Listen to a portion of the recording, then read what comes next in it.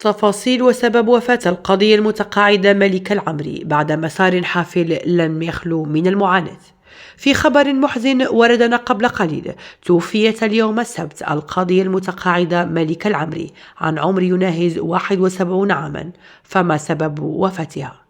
ملكة العمري قاضية متقاعدة مغربية، كانت تعمل في السلك القضائي في المغرب لسنوات عديدة قبل تقاعدها، لكنها عرفت إعلاميا باسم القاضية المتقاعدة، والتي دخلت في نزاع قانوني كبير مع القضاء المغربي بعد نشرها فيديو على منصات التواصل الاجتماعي تحدثت فيه عن نزاع حول قطعة أرضية تعود لوالدها، ووجهت فيه اتهامات لمسؤولين قضائيين كبار بالتواطؤ في عملية الاستيلاء على الحق في الأرض.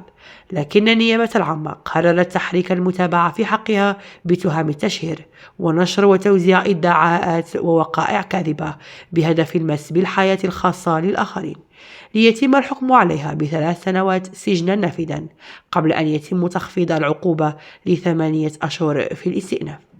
وحول تفاصيل وسبب وفاتها، التقارير الإعلامية التي واكبت محاكمتها أشارت إلى أنها كانت رحمة الله عليها تعاني من وضع صحي متدهور، وظهرت خلال بعض الجلسات على كرسي متحرك، حيث رجحت بعض المصادر أنها كانت تعاني من مشاكل في القلب وداء السكري، حيث ظلت تعاني في صمت حتى وفاتها المنية اليوم السبت.